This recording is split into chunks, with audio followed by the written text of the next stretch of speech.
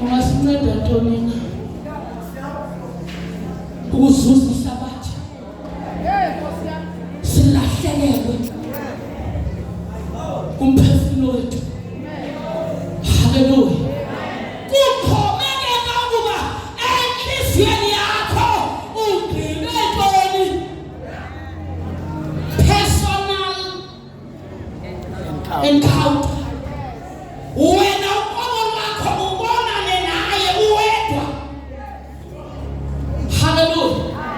So thetha ngendoda apha yabalezidingo enhliziyweni yayo ukuba ayizukuzingcolisa ngokudlaluka kumkani.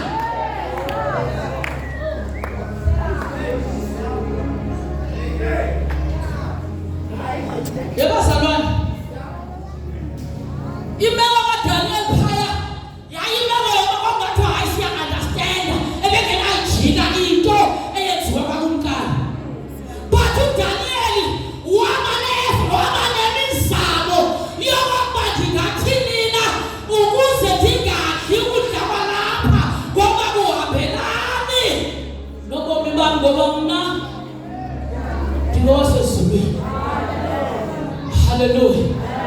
Wabesema nesigqibo enhliziyweni yakhe njengoba ndikhula ndimdala ngoku sendiyayiqonda into yoba vele uba nesigqibo enhliziyweni yakho nometha eso sigqibo sikusangaphi noba sibi eso sigqibo kodwa le nto esenhliziyweni yakho uzama kangangoko ukuyifezekisa. Ugqibeli ke kwayakho inhliziyo, ugqibe ekubeni yiba ngumzalwane owenza uThixo ahlazeke. Kuthiwa noba bathi basindisiwe kodwa ezi zinto ngenxa yokwenza kwakho. Ugqibeli enhliziyweni yakho.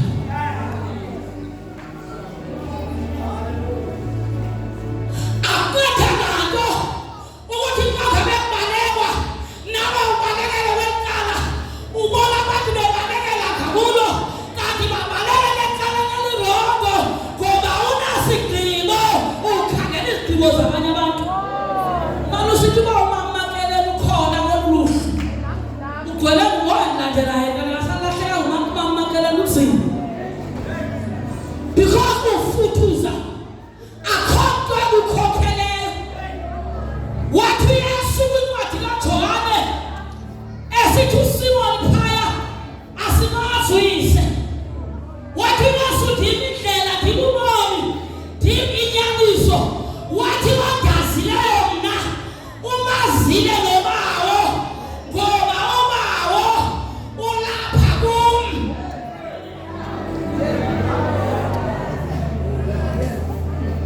Haleluya. Wasasithi nantoni na endiyenzayo mna nani noyenza nengaphezu kwendiyenzileyo noyenza. Kwathi ukuthi akukho nto esingeke sakwazi ukuyenza xa uKristu Yesu egcwele ebomini bethu.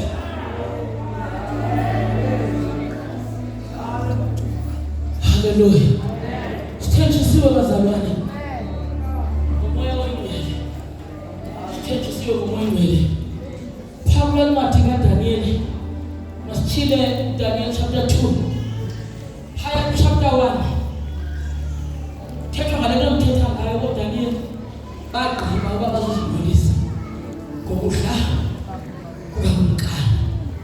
Basuka ke ngoku bathi bajwaxa ngobulumko ukwazi ukusiqonda izinto zonke. Ake siqwalasele ke ngoku lapho besilumele ukuthi abantu abafuna ukuthetha ngayo kuba uThixo ubengezela apho ngamaxesha obunzima. Uthixo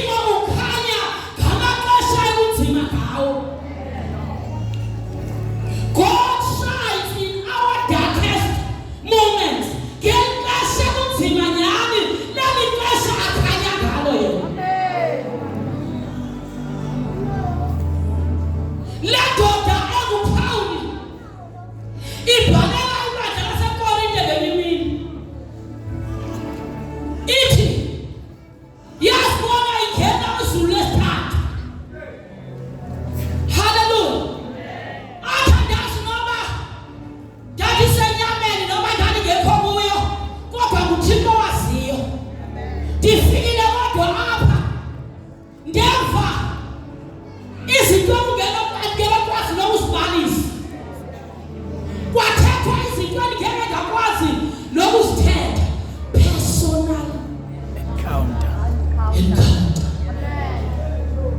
Ofiswa kuThixo ngenye indlela. Nto lenza abantu lona fika bethetha ngomhlobo kodwa besithi yena niyayazi into eniyivile. Ndiyayazi nento ethethiweyo kulo. Personal encounter. Yo. Athi uPaul bethi ngabe ndingabhosta ngezo zinto. Bethi ngabe ndingazikhayisa. Ngoba ngoba bendizokwenza kanjalo. Bendingasuke ndiyona ngoba bendizobe ndisenza inyaniso. Kodwa ngenxa yokubana andifuni bantu bazama ukundiphakamisa. Andithethi ezo zinto. Kwasuke kwafiliswa isithunywa sikaSathane esinoviko. Hallelujah. Sazama ukuyincindezela inyama yami. Uthi uPaul ndiyakathatha ukuthi ndisithi makasuse isithunywa. Yabo impendulo isithi ungabalo. LukaThixo.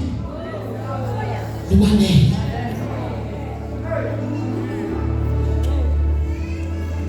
Hallelujah. Hallelujah. Sawuba ngathi asinamandla. Kulapho avela khona amandla kaThixo. Nokuzalwane obu bubonakala kakuhle xa usengxakini. Hallelujah. Ukukhula kwakho kubonakala ngexesha usengxakini. Ukuba uthembe bani okanye ubakweyiphi imeko xa isimo sikujikela. Noba sikujikele ngaluphi uhlobo. Hallelujah. Hallelujah.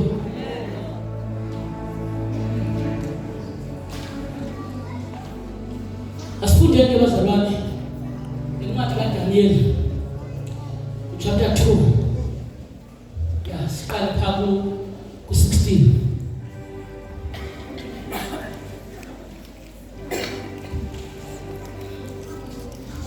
Incwadi kaDaniel chapter 2 verse 16. uDaniel wangena wacela ukumkani ukuba amphe ixesha ukuba amxelele ukumkani ukutyhilwa kwephupha elo. Waza uDaniel waya endlini yakhe wayazisa ooHananiya noMishayeli noAzariya amakholwane akhe le nto. Hallelujah. Kukho ingxaki apha eBhabhile. Ukumkani Nebukadnezar apha usengxakini. Uphupha iphupha alazi uba lithetha ntoni. Ufuna ukuba malityhilwe eli phupha. Zithi ke izazi apha akukho mntu nako ukulityhila eli phupha. Hallelujah. Xa ndifunda phaya ke wasuka wanomsindo ukumkani watshintsha kwayena wangabisafuna mntu uzolityhila kuphela. Wafuna umntu ozoqala litshoba kumkani uphuphe le. And leyo iphuphileyo ithetha le. Hallelujah. Masitheni isandla bazalwane. Kwaqalizwe kwathiwa kuzotshatyalaliswa kwasilumko sikhoyo. Nabo balapha phakathi kwezi silumko ezizawutshatyaliswa zawutshatyalaliswa. Hallelujah. Kwabhala incwadi kwakhutshwa indoda. Yakhutshwa le ndoda uba mayiyokhangela uDaniel. Bakhangelele ukuba bezawubulawa. Hallelujah. Le ndoda ikhutshiweyo kuthiwa nguAriyoki. Ihlangana noDaniel le ndoda. Ithi Daniel ukhona ingxaki. Ibe seyiyaqaqisa uba kwenzeke njani. But noba kuthiwa bazobulawa sibona uDaniel engaphaphazeli.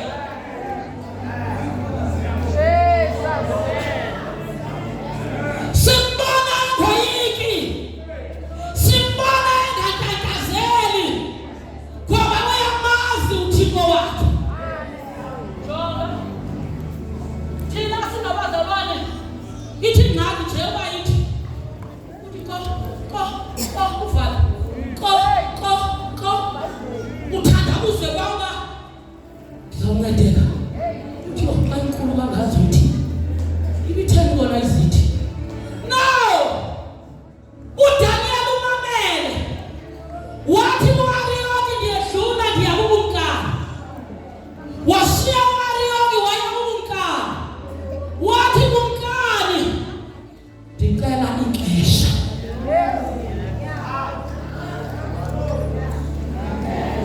Cela ixesha sizolichika iphupha lakho. Uyaphuqithela abantu khawusinika ixesha mhlawumbi. Hayi uthi kumkani sinika ixesha sizolichika iphupha. Banika ixesha. Le ndoda enguDaniel ayifuni yona engathi yiyo. Ayinamaphongoba ndiyaviwa nguThixo. Ayinamaphongoba ndithethiwe nguThixo. Siva izwi likaThixo lisithi ibuyela kubantakwabo. Ibuyela kuShadraki noMeshaki noAbednego. Ithi masicengele uThixo wethu asenzele inceba. Alichithu. Yabazalwane. Ayinto yiphi le yindlu kaThixo. Asikhankasani noma le local church yaBhethele uNetheni, le local church yathini, kodwa sisemsebenzini wokubambisana ngento kaThixo. Noma kukwayiphi indawo ofike kuyo, as long as kusendlini kaThixo.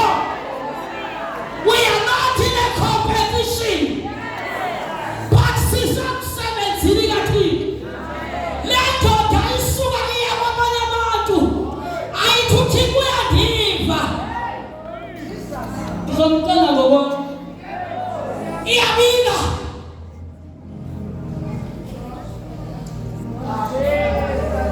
And that is the reason I sing. I shall.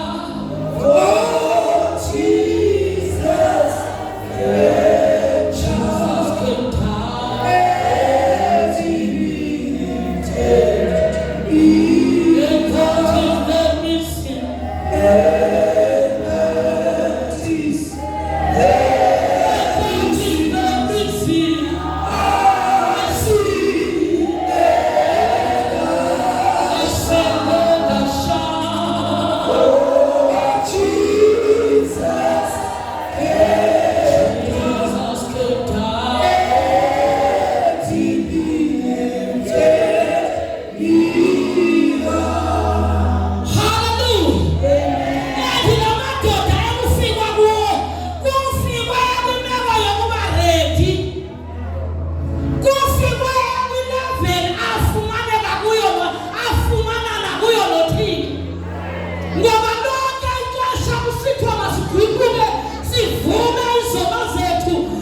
Sihlambulule silungiselelwa into kaThixo ngoba sizange sazonyula ngokwethu. Wasithatha edakeni wasihlamba enenjongo yokuba zukiswe ngokuphila kwethu.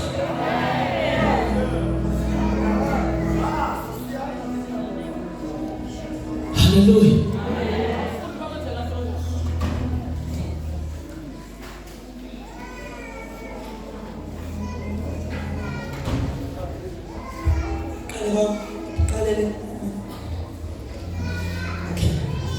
Verse 16. uDaniel wangena wacela ukumkani ukuba amphe ixesha, ukuba amxelele ukumkani ukutyhilwa kwephupha elo.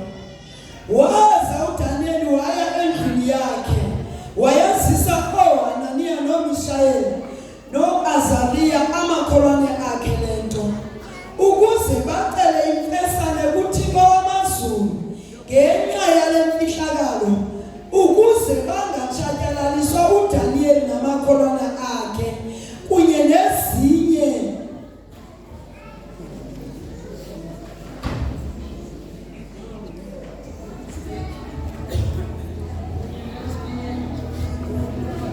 nezinye izilumko zaseBhabheli.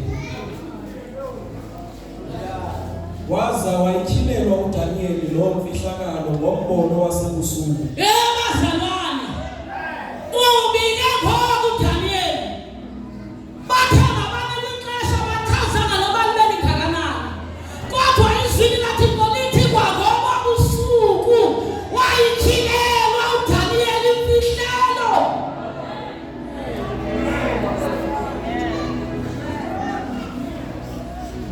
Yabuya impendulo kwangoba usuku wayichazelwa uDanyeli imfihlelo, wakhazelwa iphupha ukumkani uphuphe ntoni, lithetha ntoni iphupha. Makhosikazi endlu kaThixo, indlu kaThixo izawufumaneka isithakele, igcwaliswa ngumoya kaThixo omnisi ngamanenekazi ayaziyo into masihambise yona, ayaziyo into masithethe yona. Amanenekazi ahlala kwi-positions zawo. Xa ngabe ethetha noThixo, uThixo abe yimpendulo. Ininzi into ehlasela umzi kaThixo.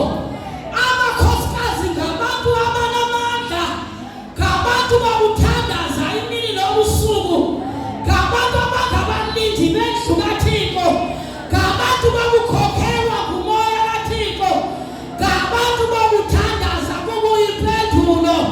Izinto zenzeke ukweyiphi ilevel.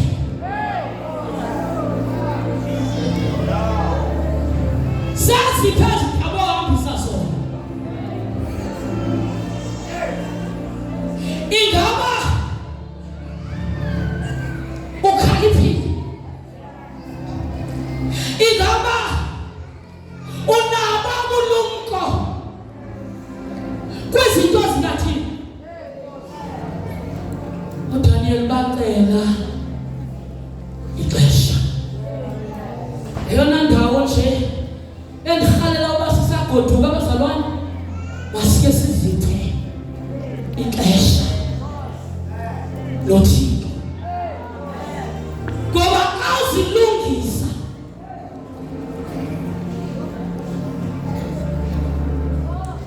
xa ndizilungisa, ndilungiselela ntona njengoba ndilijoni. Xa kufuneka ndidubule izixhobo zam zibe zirayithi, andilungiseleli bakhokheli uba bakhokheli mabandibone kanjani, kodwa ndilungele uba kuthiwe xa usithi wabe nantsi ingxaki ngapha, ndivuswa noba kungo-2, ndibeke kwi-position yokuya kuThixo, ngoba uThixo wethu impendulo. KwaYesu uqobo lwakhe uyakuzilelela uzinika ixesha lokuyothandaza. Simbona esuka kubafundi bakhe ekhetha abathile ahambe nabo aphinde abashiye aye ngasese yena yedwa eyothandaza. Le nto bazalwane ayikho ngathi, kodwa ingenxa kaThixo. Watsho uThixo ngenye imini wathi andenzanga ngenxa yenu maSirayeli, kodwa ndenze ngenxa yegama lami. Haleluya, haleluya. Akekho umuntu ozokwazi ukuma yedwa bazalwane, kodwa xa ngabe siyimbumba, unity is the power. Xa ndine-personal encounter, ndimvile uThixo, nomnye mvile uThixo, nomnye mvile uThixo, elowo ngokwesibabalo sakhe yenza loo nto uba kungabikho gap ekhoyo, elowo athi gingqi ngendawo yakhe, zonke izinto zibe nabo ukulungelelana. Haleluya. Awuzothandaza ke talikonyeka, simeni ngezinyawo bazalwane. uThixo wethu uyimpendulo, uThixo wethu uyimpendulo. Haleluya, haleluya, haleluya, haleluya, haleluya, haleluya. uThixo uThixo ubengezela ngelixesha umuntu abonakala esengxakini, ngelixesha ungathi awunawo amandla, lelona xesha lokuba amandla unawo. Haleluya. Siphakamise izandla zethu bazalwane, usondeze ubomi bakho kuThixo, usithi Nkosi nceda inhliziyo yami manje kuvumele ukukhokhelwa ngamandla ngomlilo wezulu, ngokumonwele uthetha nathi imihla ngemihla xa ngabe simphulaphula kuba kuhle izinto zonke ziyakwazi uba zihambe ngokwalendlela uThixo azifuna ngayo. Kodwa yona nto ibalulekileyo uba inenekazi libe alert kwindawo elikuyo, liyazi into yoba alikhange libe likhonje endlwini kaThixo. Zikhona izinto uThixo afuna uba ziphumelele ngenxa yayo. Haleluya. Sizothandaza nje egameni likaYesu ukulunga kuye. uDaniel apha ebelewa kwizinga lokuba ngumntwana kaThixo. Uyabona ke umntwana nobe ngangowalapho, kodwa as long as esengumntwana akukho responsibility, akukho xanduva anokunikwa athenjwe ngalo. Kodwa iBhayibhile iphinde futhi ithethe ngokukhokhelwa ngumoya. Ithi xa sikhokhelwa ngumoya siba ngonyana bakaThixo. Le nto yoba ngunyana yabomama kanye abanenekazi ayithethi isini okanye igender, ithetha izinga lokukhula apha ekukhonzeni. Ibiza onyana into yokuba xa kukhona iproblem ebekwe nguThixo ukwazi ukuba kwiposition yokuyisolva. Ndifuna ufaka i-challenge. Kukhona izinga apha iBhayibhile ithi bonke abamamkelayo wabanika igunya lokuba ngabantwana. Kudlule kweso sigaba kube kwisigaba esithi iBhayibhile kuba bonke abakhokhelwa ngumoya bangonyana bakaThixo abo. Ukazangena ezingeni lokukhokhelwa ngumoya njengoDaniel, setshilo umfundisi sizoba ngabantu abakwazi ukuthatha ixanduva. Ibiza amadodana enkosini into yokuba uzihluphe uzikhathaze ngezinto zendlu kaThixo. Ungaba ngumntwana, i-DNA yakho itsho awolapho, kodwa ithi iBhayibhile ukuba ngabana ukakhulu uyafaniswa nesixaka esincedisayo. Until you reach maturity ethile yoba ingxaki zikaThixo ibe zezakho nezakho kube zezikaThixo, nibe ngabantu abasebenzisanayo. Abantu abamama ngabantu bokuhlupheka bake bayekutsheni bathi izoqengwa ngubani. Amadoda thina sisazibekela kuhle, amadoda aziposishina nabaleki aziposishinile. Amadoda omama bahluthwa zisidumbu ezisengcwabeni. Ndifuna sithandaze namhlanje. Zikhona izinto ebekuthethwa ngazo emini esizenzela uThixo ukuze iinhliziyo zethu zibe right kuye, kodwa khona izinto esizenza khona ukuze icebo likaThixo lifezakale. Siphakamisele izandla zethu siyathandaza. Indlu kaThixo ingagcwala amadodana, ingagcwala abantwana. May the house of God be filled with the sons of God, not the children of God. Singabi ngobantwana kodwa sibe kwiposition yokuma siyimingqishi. Siyathandaza namhlanje. Kungekuthiwa kaJob kwakuthiwe iimbokodo ziphelele kwabamama, sekushiyeka amagade namahlalutye.